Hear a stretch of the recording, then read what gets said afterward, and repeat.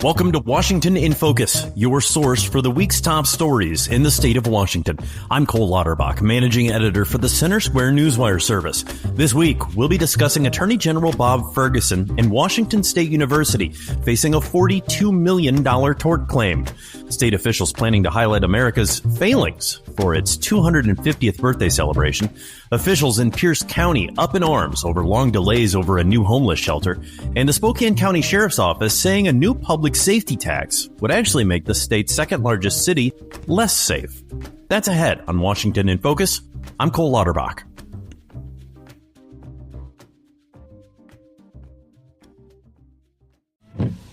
They're simple, boring, never thought of until they're needed. They're windshield wipers. Only when Mary Anderson became annoyed that New York trolley drivers were stopping to wipe their windshield by hand did anybody do something about it. By attaching a spring-loaded arm to a rubber blade, one woman made travel easier and safer. Look to innovate and pass it on. From passiton.com. Welcome back to Washington in Focus. I'm Cole Lauterbach. Now, let's jump into the headlines. What started with an intent to build a state-managed database in the wake of the George Floyd killing has become a drawn-out feud between the state and a man who designed the software that would manage the data. Investigative reporter TJ Martinell has followed what was originally a dispute about who can bid on a process has now become a legal battle. TJ, give us a little bit of backstory behind this.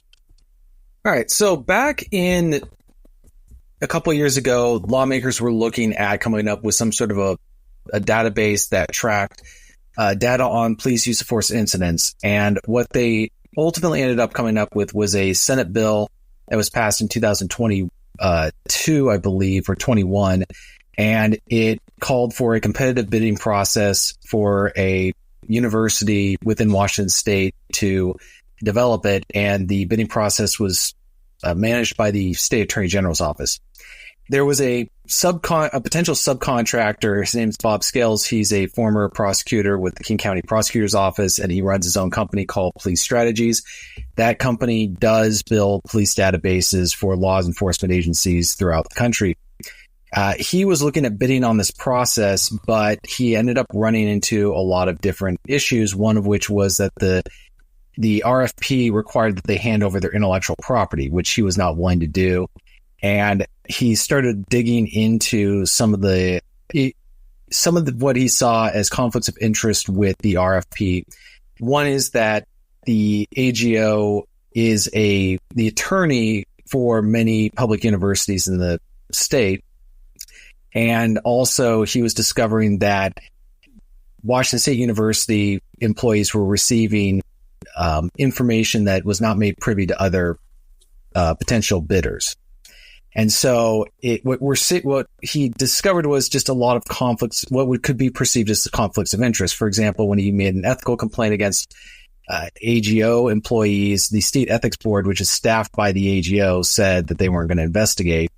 So it kind of just started going from there. And then Wazoo ended up being the only university to put a bid on the project, so they were awarded that last year. And they were the only one to win the project because Scales contends that it was tailored so that they would be the only one that qualified, right? Right. One of the issues is that you had to be a state-based university. So if you were Princeton or Harvard or Yale, you could not bid on this project. He's arguing that this violates the Interstate Commerce Clause. And the other one is that requiring that the entity hand over intellectual property. Private companies are not going to hand over their intellectual property because if they did, Bob Scales is arguing it would enter into the public domain and completely destroy the business model. Right. If it's in the public domain, then anyone could get that proprietary blueprint, essentially, and then recreate exactly what he's doing. And then it basically becomes whack-a-mole with intellectual property lawsuits of anybody trying to just, get under the radar and recreate this and create their own product based on what he does. I mean, China's been good about this stuff for decades now, and that's their requirement. To do business in China, you need to give us your intellectual property. And then, lo and behold, a couple months or a couple of years later, there's a Chinese version of what that is, and then they don't need you anymore. Now, what TJ is Scales' latest claim, now this isn't technically a lawsuit, it's like a charge, it's a tort, right? It's a tort claim that was filed with the state risk manager through a state agency. And what he's effectively, he's making a lot of different allegations, and it can get a little complicated, but effectively what he's arguing is that he was potentially denied the ability to work on this project because of the stipulations they put in, which were, in his opinion, illegal, or that there was colluding between the Attorney General's office and WSU, and that the Attorney General's office responded to his complaints by putting out statements to lawmakers and other associations that he was basically a problem, that he was not somebody that people would want to work with, something around those lines, that he was just a disgruntled subcontractor who didn't get hired on. And a good thing to note is that Bob Scales was involved with the legislative process around this whole concept for several years. He was consulted by legislators. He worked with different stakeholders. According to him, he was originally going to work on this project, but he ended up not wanting to work with Washington State University because he said that they lacked the experience to do so. And WSU was originally going to be the university to work on this project in the original version of the bill, but that was later changed to have it be a competitive bidding process. Inversely, the Attorney General's office had no role in this bill either. It was only after it turned into a competitive bidding process that the Attorney General's office was added in. And by the way, most RFPs are put out through a different state agency, which doesn't have any concerns about a conflict of interest because, one, they're not the attorneys for any bidder. Right. Yeah. So there'd be no potential conflict there. Right. So now actually, and one of the things too is noting that he's claiming defamation based on the AGO's comments to you. Yeah. Right. Yeah. And it's not the only one, but it's one of the many ones, because when I've reached out to the Washington State University, they've given fairly neutral statements of, we don't wish to comment, or we can't comment further, or we're reviewing the statement. The Attorney General's office put out a statement to me saying that Bob Scales is deliberately trying to delay this project through allegations, public records requests, and other types of things. So he's considering that to be defamation of character, and he's going to possibly be pursuing that in the court. I believe our state, as well as federal law, has their own defamation of character statements. And he's also making that claim against a legislator who used to be a former AGO employee. Well, we will track this case. It should be interesting to see how a $42 million claim, if it ends up landing in the lap of taxpayers. But thank you, TJ. Appreciate it. Good story. America's got a big birthday coming up in a couple of years. The federal government is tasking states with celebrating the nation's 250th birthday in coordinated but separate plans. While the state of Washington was not around to witness 1776, officials here are planning to participate in holding their own commemoration of the founding of our constitutional republic. But as Capitol correspondent Carlene Johnson exclusively reported, the folks who are planning the festivities were not feeling very festive. Carlene, describe the presentation, the gist of what was presented to state officials.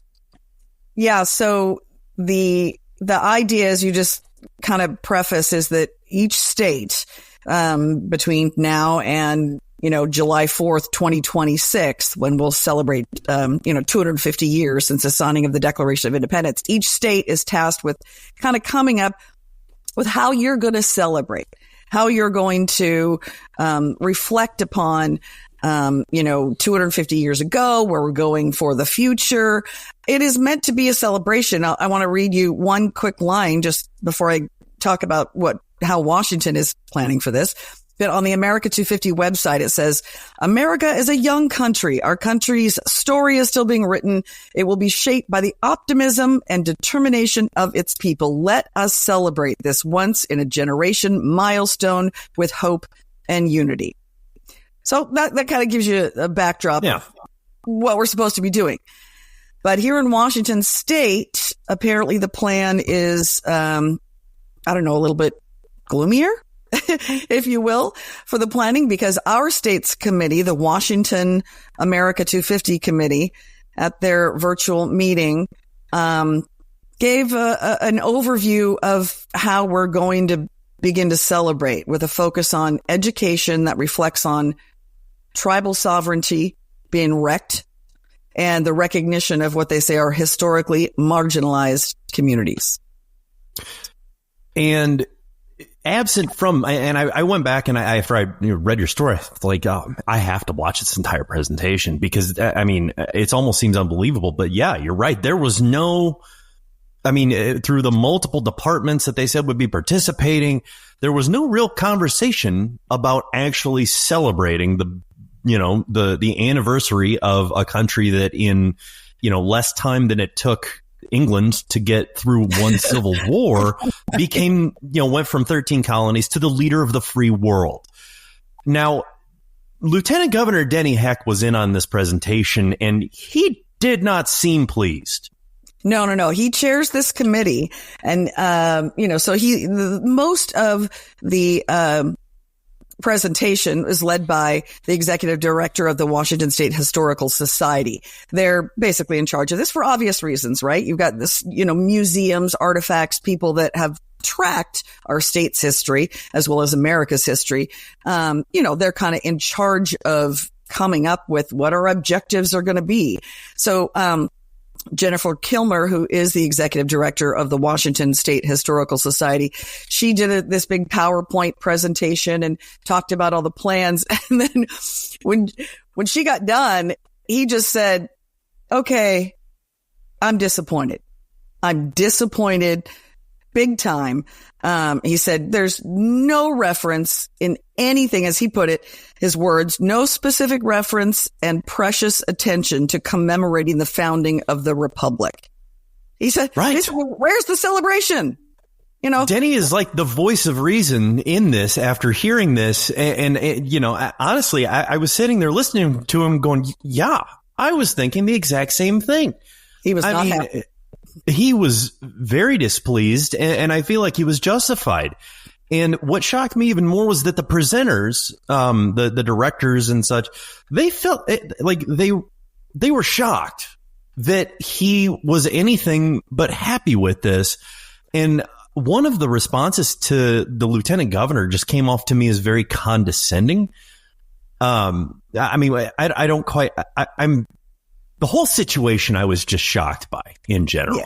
Well, and Representative Christine Reeves, who's from a Democrat from Federal Way, the community where I live, she's my representative. She's a member of this committee. And she kind of interjected after Lieutenant Governor Heck initially said, I am not happy with where this is going. You guys are planning something. It's supposed to be a party, a celebration. Yes, we can't deny the history of what's happened, especially with tribal communities here in Washington, but that's not what this is supposed to be about, right? And so then she chimes in and she says, but not everyone's exactly excited about celebrating America. And that didn't make Mr. Heck happy either. You know what?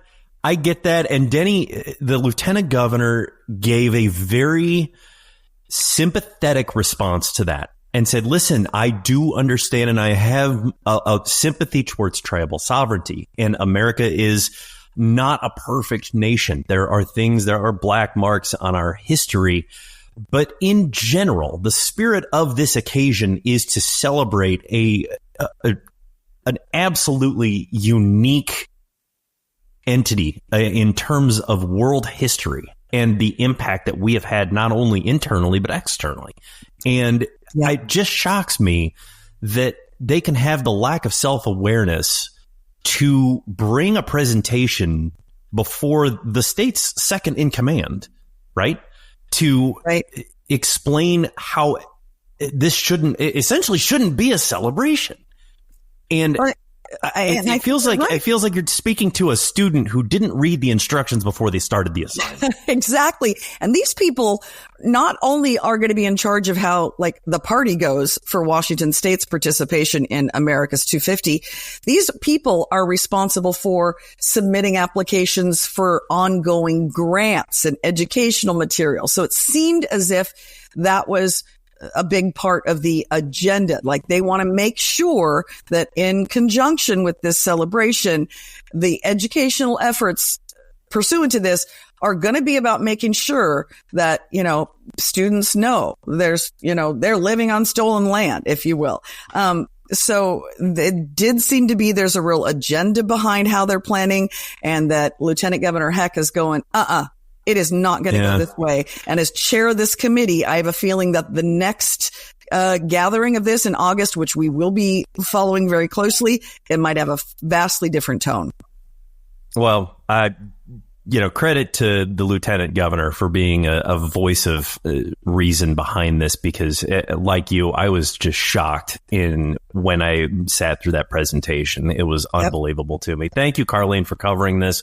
You would not have heard about this if it were not for you sitting in on this committee and seeing that this is news. So thank you. Like its neighboring county to the north, Pierce County is scrambling to find a place to put their thousands of homeless and immigrant populations.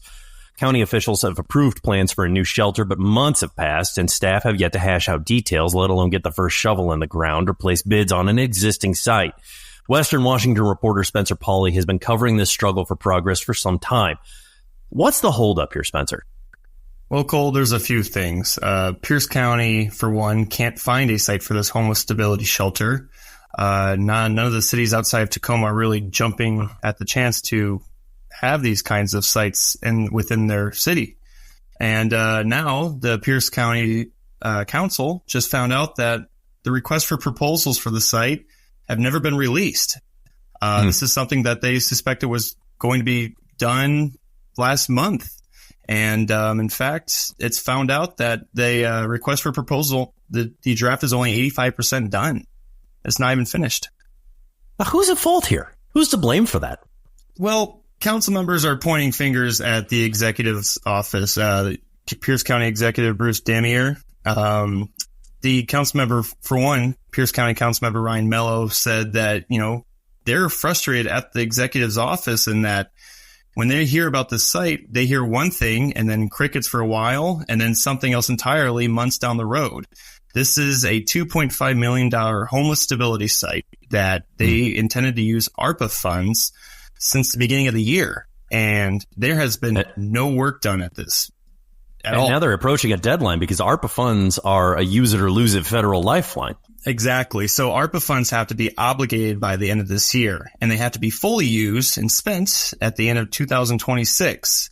The thing is that this homeless stability site probably has an even shorter timeline here, because it could be gone sooner. The council has to adopt a supplemental budget by August 27th. Now, this supplemental budget acts as like a guide for all the ARPA funding. Now, Pierce County Council Executive's office is looking to shift that $2.5 million towards something else, basically saying this isn't working. We're not going to go through with this site. And they're wanting to move the funds. But in terms of what happens next, I mean, they have to have, because Pierce County, like King County, even after the Supreme Court judgment saying they don't have to have adequate funding, it's not considered cruel and unusual punishment for a municipality or governmental unit to move homeless people off of their site where they're staying without having a bed in place. My question to you, Spencer, is what's next in this? I mean, it seems like everybody's pointing fingers and nothing is getting done. It's not looking good. I think that's kind of the message I'm getting from the Pierce County Council as well, from what they've said. Because now this supplemental budget proposal is looking to shift about $1.85 million from that dedicated money towards a different homeless shelter that's in Tacoma, which doesn't go for what this site was intended to do, which is provide homeless shelter services outside of Tacoma where there is a need.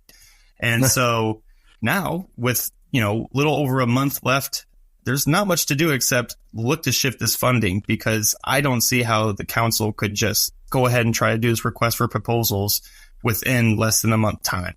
And that's what it's looking like right now. So I think we're going to see the end of this site, at least for now, unless they dig into some other account, find some more funding. But we'll see. The efficiency of government. It's great, isn't it, Spencer? Thank you so much. The Spokane area needs more jail cells. They're releasing people that, by most clear-eyed residents and officials, should not be returned to the community in the short period of time that they're incarcerated. But voters didn't want to bear the burden of a new tax to pay for it, and others thought the industrial prison complex wasn't in line with their philosophical views. That led to a ballot proposition failing. Now, a new proposal by the city of Spokane says the revenue would go to public safety. But the county is countering that, saying the mayor is trying to horn in on what should be county revenue. Eastern Washington reporter Tim Klauser was out front of this story between the clash of the city and the county. Tim, what's the backstory between these dueling tax proposals?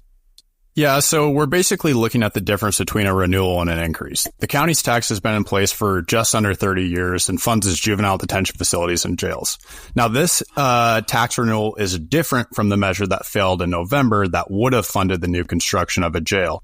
While the county did consider putting in language into this tax that would allow them to construct a new jail as well, the commissioners ultimately decided to pull that out of the language out of fear that voters wouldn't renew it. This juvenile and jail tax expires at the end of next year, but it almost entirely funds detention services, not only for the county, but the city of Spokane, as well as the other municipalities. Now, the city's tax proposal is its Plan B to Brown's public safety levy, which they tabled the other month. The tax is similar to the county's, still 0.1%, but it funds police, fire, and public safety in general. But due to that money going to the city's general fund, it could go to a variety of places, including traffic calming projects and potentially homelessness services. Yeah. I mean, the city deficit really is the root cause of this need for all of that extra money. And they've said in the past, too, that this is going to police services, public safety, but it may go to pay off previous public safety expenditures, meaning that they could just go to pay off the budget deficit, right? Yeah, and that's what I was alluding to before with this money going to the general fund. Because it's in there, it can be moved around quite a bit. And I think it's noteworthy to go back to touch on that failed measure in November. Had that passed, 15% of that would have gone to the city of Spokane, which would be approximately how much they're going to generate through this new tax proposal should it pass. Should their new tax proposal pass, in turn, 15% would go to the county. But also noteworthy, 15% at the county level is much higher than the city level. While the city of Spokane brings in most of the county sales tax revenue, when you're only taking 15% of that revenue on the city level, that means that detention services is only going to end up with about $1.15 million. Right now, they bring in about $15.8 million. So that's over a 90% budget cut should the city's tax proposal pass and the county's fails. And the county has long been saying, and others have even agreed, the capacity issue is leading to things like what we saw in the Spokesman Review story about felons being released. Mm-hmm. Yeah. And the sheriff told me, he's had conversations even with the interim chief of SPD, who's transferring to the county, about their lack of capacity to serve due to the lack of capacity in the jails. Looking at just the juvenile facilities, there's 2 juvenile facilities. There's less than 100 beds combined. Not to mention that felony referrals went up 25% from 2022 to 2023. I'm not sure about last year, but misdemeanors and gross misdemeanors at the juvenile level also went up by 44%. Now, the jails have more beds than the juvenile facilities, but still there's a major issue with the lack of capacity. The main facility is almost 40 years old and is not set up to sustain the growth that Spokane has experienced over the last few decades. Sheriff told me, that there's not an actual no vacancy light, but figuratively, it's usually on, leaving them without full. Many issues. Yeah. And a full jailhouse here. So that Spokesman Review article that you touched on, that was back from October 2023, but it's still very relevant to today's numbers. It touched on how, in the last 3 years, Spokane County has released over 2,700 felony offenders without posting bail. Of those 2,700 felony offenders, 235 were accused of Class A felonies that could have resulted in lifetime prison sentences. We're talking rape, murder, child molestation, these types of crimes. These are the type of people that are getting back out onto the Spokane streets because of that lack of capacity in the jails. Unbelievable. What's next for this? I mean, does this just become a battle at the ballot box where it's like vote for our tax and not yours? Yeah, that's pretty much what it's coming to and what the county is anticipating. It's really up to the voters now. I mean, they could decide to post to approve both, meaning that it would continue to pay the sales tax that it was already paying, but then it would face that increase at the city level as well. But again, the county is very skeptical that both are going to pass, and so are the local school districts. A lot of the school districts decided not to put any tax measures on the November ballot due to a focus on the presidential election. Right. Well, and at this point, taxpayers, as we had seen in the last election, the special election, most new levies failed. Yeah. Because we just get the feeling that taxpayers are done. They said, figure it out at this point. You're not going to get any more from us, even though they know they need a new jail facility and there's real effects. But it seems as though there's a revolt at the ballot box when it comes to new or continued higher taxes. Tim, thank you so much for the story. It was a great one. And a big thank you to our journalists for sharing their stories today. Stay up to date with these and more at thecentersquare.com. I'm Cole Lauterbach, and until next time, this has been Washington in Focus.